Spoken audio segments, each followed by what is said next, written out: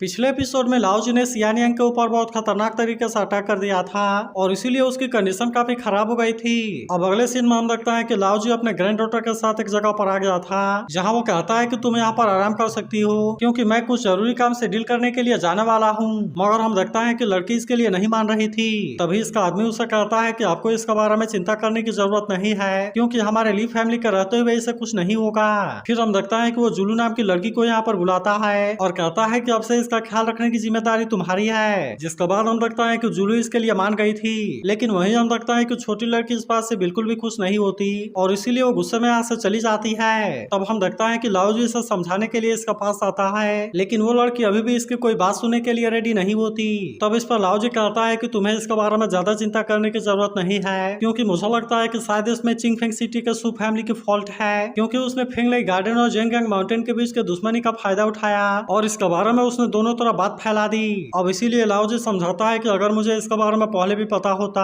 तो भी मैं इसके बारे में कुछ नहीं कर पाता। तभी लड़की उससे पूछते है कि क्या यह सब केवल एक स्वॉर्ड स्क्रिप्चर के लिए है, जिस पर लाओ जी कहता है कि हाँ तुमने सही समझा, लेकिन असल में स्वॉर्ड स्क्रिप्चर को इनहेरिट करने की मेथड बहुत ही स्पेशल है और इसीलिए इसके बारे में कुछ भी नहीं बोला जा सकता। फिर वो बताता है कि उसमें जनरेशन टू जनरेशन की इनहेरिटेंस है, लेकिन उसका ऑथर असल में धोखेबाज था जिसने की जेंगयांग माउंटेन को धोखा दिया, लेकिन अब तो वो स्वॉर्ड्समैनशिप के पिनेकल में पहुंचना चाहता है और अब इसीलिए वो असल में फेंगलेई गार्डन में छुपा हुआ है। फिर हमें पता चलता है कि स्वॉर्ड स्क्रिप्चर में दो स्वॉर्ड्समैनशिप की कंबाइन है, इसीलिए दोनों पार्टी में से अगर किसी ने भी इसे हासिल कर लिया तो फिर दूसरा पार्टी इसके बारे में कुछ भी नहीं कर पाएगा और इसीलिए फिर ये सारी मैटर खत्म हो जाएगी। तब यह सुनकर लड़की समझ जाती है कि असली स्वॉर्ड स्क्रिप्चर असल में सियानियांग के पास है और इसीलिए लाओ जी नहीं चाहता कि ये चीज फेंगलेई गार्डन के पास में चली जाए। तभी लाओ जी कहता है कि पूरे 300 साल हो गए जिसमें हमारे जेंगयांग माउंटेन के लोगों ने बहुत ज्यादा सफर किया है, इसीलिए अगर हमने इसका बदला नहीं लिया तब तो यह चीज असल में पूरी तरह से मजाक बन जाएगी। तभी लड़की कहती है कि अगर ऐसा है तो आपने सियानियांग को मार क्यों नहीं दिया,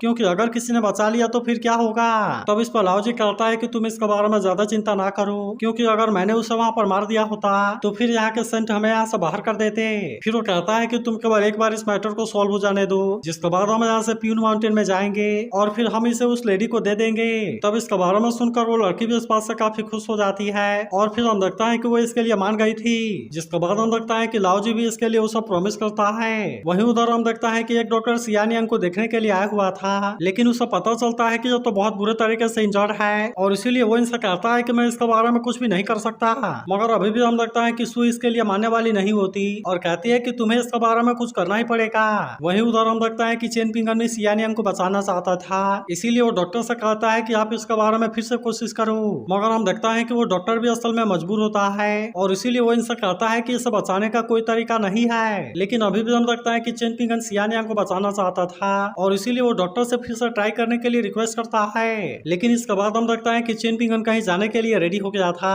और यहाँ पर वो काफी गुस्से में दिख रहा होता है। फिर वो कहता है कि अगर मुझे जस्टिस नहीं मिला तो क्या हुआ, लेकिन फिर भी मैं इसे किसी तरह से लेकर रहूंगा। लेकिन तभी हम लगता है कि मास्टर वान सीयू को इसके पीछे जाने से रोक देता है और कहता है कि अगर तुम उसके साथ में चली गई तो फिर इसका वजह से चेन पिंगन को ही परेशानी होगी। लेकिन अभी भी हम लगता है कि सीयू इतना आसानी से मानने वाली नहीं होती और इसीलिए वो चेन पिंगन से बात करने के लिए आ जाती है। लेकिन फिर हम लगता है कि सीयू से कुछ भी नहीं बोल पा रही थी और इसीलिए चेन पिंगन यहाँ से जाने लगता है। तभी वो कहने लगती है कि मैं असल में एक स्कॉलर हूँ, इसीलिए मैं तो सियानियांग को अपने डिसाइपल भी बनाना चाहती हूँ, मगर सबसे बड़ी प्रॉब्लम यह है कि मेरे फादर को अपनी रेपुटेशन के बारे में काफी चिंता है और इसके अलावा सेक्टर को स्टैब्लिश करना भी बहुत बड़ी बात है। इसी वजह से मैंने उसे आयरन का काम करने दिया और ऐसा नहीं है कि मैं उसके लाइफ को नहीं बचाना चाहती। तब इस पर चेन पिंगन कहता है कि मैं इसके लिए तुम्हें ब्लेम नहीं कर रहा, लेकिन मैं असल में इस बात से गुस्सा हूँ कि किसी ने भी सियानियांग को रोकने के लिए कुछ नहीं किया। फिर वो कहता है कि मैं इसीलिए गुस्सा हूँ, जिस पर सीयू कहती है कि ये तो ह्यूमन नेचर है। लेकिन इसके बाद भी हम देखते हैं कि चेन पिंगन यहाँ से जानने लगा था, जिस पर सीयू कहती है कि तुम्हें अपना बदला लेने के लिए कोई भी लापरवाही नहीं करनी चाहिए क्योंकि इसके लिए मिस्टर चू से पनिशमेंट जरूर देंगे।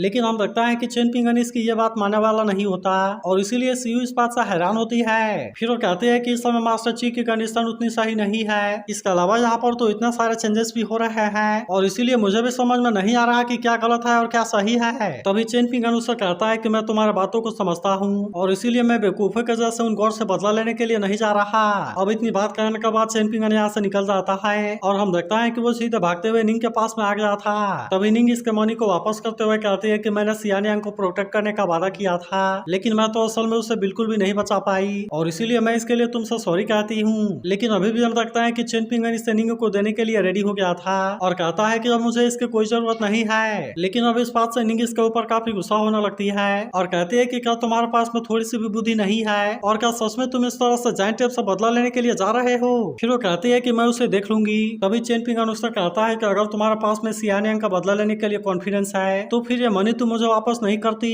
जिसके बाद हम लगता है कि निंग वहीं पर बैठ जाती है और चेन पिंगन कहता है कि तुम तो हमारे साथ में बिजनेस कर रही हो और इसीलिए कोई भी इस तरह का डिजास्टर नहीं चाहेगा। इसके बाद वो कहता है कि तुम मेरे बातों पर यकीन करो क्योंकि सियानियांग तुम्हें बिल्कुल भी ऐसा नहीं होने देना चाहता। लेकिन वहीं हम लगता है कि निंग को इसके बारे में कोई चिंता नहीं होती और वो कहती है कि मैंने तो पूरी दुनिया का ट्रेवल किया है और इसीलिए मैं भी इसके लिए पूरी तरह से रेडी हूँ। तभी चेन पिंगन कहता है कि क्या तुम मुझे आधे दिन का टाइम दोगी क्योंकि सबसे पहले मैं 3 लोगों को खोजना चाहता हूँ। जिस पर निंग पूछती है कि मास्टर ची के अलावा बाकी 2 और लोग कौन हैं, लेकिन चेन पिंगन बिना कुछ बोले यहाँ से जाने लगता है। तभी हम लगता है कि निंग उससे रुकने के लिए कहती है और फिर हम लगता है कि वो इसे अपना तरफ से कोई खंजर देती है। जिसके बाद हम लगता है कि चेन पिंगन भी इसे लेने के लिए जाता है, लेकिन इस पर निंग कहती है कि क्या तुम्हारे पास में थोड़ा सा भी ढंग नहीं है और अब इसीलिए वो इसे दोनों हाथ से लेने के लिए कहती है। जिसके बाद हम लगता है कि चेन पिंगन भी इसके लिए मान गया था और निंग कहती है कि तुम जायंट टेप को इतने हल्के में ना लेना क्योंकि उसकी इस नस्ल में बहुत ही पावरफुल है और इसीलिए उसके ऊपर इसके अटैक का कोई असर नहीं होगा। फिर वो कहती है कि अगर वे लोगों को मार सकते हैं तो फिर क्या हम उनको मारने के लिए छोटे से वेपन का भी यूज नहीं कर सकते।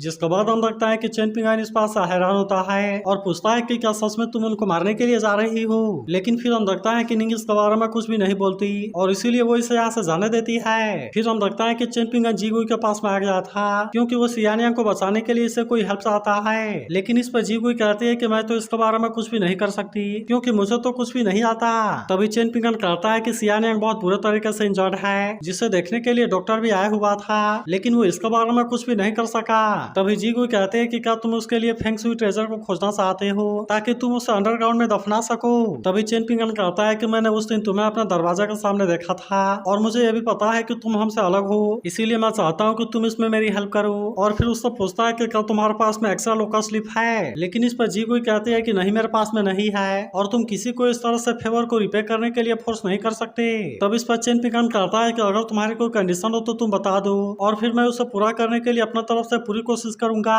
लेकिन जीगुई जाते हुए कहती है कि नहीं ऐसा कुछ नहीं है और अब इसीलिए हम लगता है कि चेन पिंगन भी यहाँ से चला गया था। तभी हम लगता है कि जीगुई के पास में बहुत सारे लोकल स्लिप होते हैं, लेकिन फिर भी उसने इसे चेन पिंगन को नहीं दिया था और कहती है कि अगर सियानियांग मरता है तो तुम उसे मर जाने दो। लेकिन वहीं हम लगता है कि चेन पिंगन मास्टर ची से मिलने के लिए चला गया था, जहाँ इसे पता चलता है कि कल यहाँ पर 3 फॉरेन गेस्ट आए थे और इसीलिए वे किसी सीक्रेट के बारे में एक्सप्लोर करने के लिए उनके साथ में गए हुए हैं, जहाँ से आने में उनको कम से कम 3 दिन का टाइम जरूर लगेगा। तब इसके बारे में सुनकर चेन पिंगन यहाँ से जानने लगा था, लेकिन तभी वहाँ का आदमी इसे रोकते हुए कहता है कि मास्टर ची ने तुम्हें पहले इसके बारे में समझा दिया है, इसीलिए उन्होंने कहा है कि वे यहाँ पर रहे या फिर नहीं रहे, लेकिन फिर भी इसकी एंडिंग चेंज नहीं होगी। लेकिन वहीं हम लगता है कि चेन पिंगन को इसके बारे में कोई चिंता नहीं होती और इसीलिए वो तुरंत यहाँ से निकल जाता है। लेकिन वही अब हम लगता है कि चेन पिंगन हेल्प मांगने के लिए जिसिन और उसके अंकल के सामने आ गया था, जहाँ वो कहता है कि मैं आपको ये मनी देने के लिए रेडी हूँ। लेकिन हम देखता है कि जिसिन इसके लिए बिल्कुल भी रेडी नहीं होता और कहता है कि मैंने तो अपने पूरे लाइफ के वो लोगों को मारा है और इसीलिए आज तक मैंने किसी को भी नहीं बचाया। इसके बाद वो कहता है कि मैं तुम्हारे लिए यहाँ के रूल को क्यों तोड़ूं, क्योंकि ग्रेट ली डायनेस्टी और जेंगयांग माउंटेन के बीच में पहले से प्रॉब्लम चल रही है और इसीलिए अगर इसके बारे में बात फैल गई तो सभी तो इसके लिए मेरा मजाक उड़ाने लगेंगे।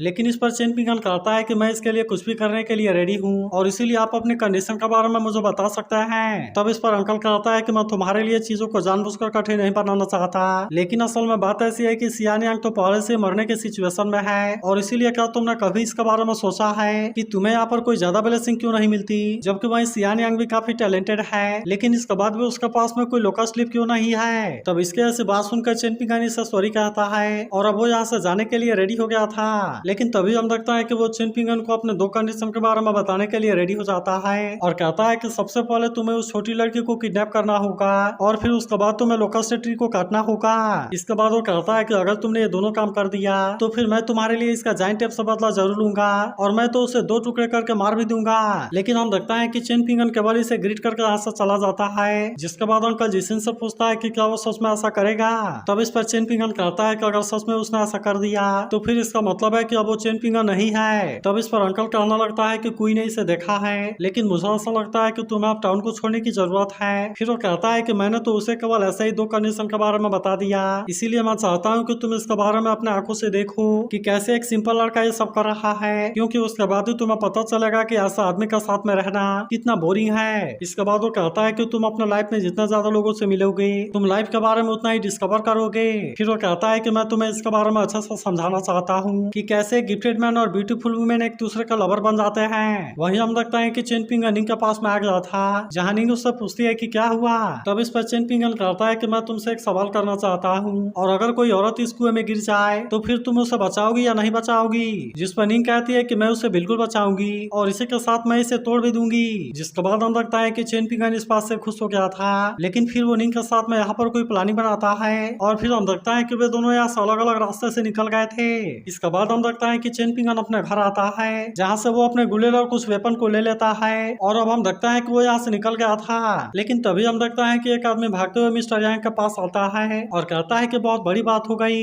मगर वहीं हम देखता है कि मास्टर यांग को इसके बारे में कोई चिंता नहीं होती, और इसीलिए वो आदमी इस बात से काफी परेशान हो जाता है और वो कहता है कि आपने तो इसके बारे में कोई एक्शन नहीं लिया, जबकि उन्होंने हमारे फार्मेसी को बंद करवा दिया। लेकिन अभी भी हम देखता है कि मिस्टर यांग को इसके बारे में कोई ज्यादा चिंता नहीं होती। वहीं उधर हम देखता है कि वो लड़की एक बर्ड के साथ में खेल रही होती है, जहाँ पर जुलू और मेड उसके रखवाली के लिए होते हैं। मगर तभी इसी बीच हम देखता है कि चेन पिंगन यहाँ पर आ गया था और वो अपने गुलेल से अटैक करके इस बर्ड को आजाद करा देता है। लेकिन अभी भी हम देखता है कि चेन पिंगन यहाँ अटैक कर रहा था, इसीलिए वो लड़की मेड के ऊपर काफी गुस्सा होने लगती है और कहती है कि तुम जल्दी से किसी को बुलाओ। लेकिन तभी हम देखते हैं कि जुलू ने चेन पिंगन को देख लिया था, इसीलिए चेन पिंगन इस पर भी अटैक करने के लिए कोशिश करता है। लेकिन हम देखता है कि जुलू अपने आप को बहुत ही आसानी से बचा लेती है। लेकिन अब हम देखते हैं कि जुलू चेन पिंगन को रोकने के लिए रेडी हो गई थी और इसीलिए वो इस पर अटैक करने के लिए जाने लगती है। मगर वहीं हम देखता है कि चेन पिंगन भी इतना आसानी से इसका हाथों में आने वाला नहीं होता और इसीलिए वो अपने आप को इसका अटैक से बचाने लगता है। लेकिन हम देखता है कि जुलू भी इतना आसानी से हार मानने वाली नहीं होती,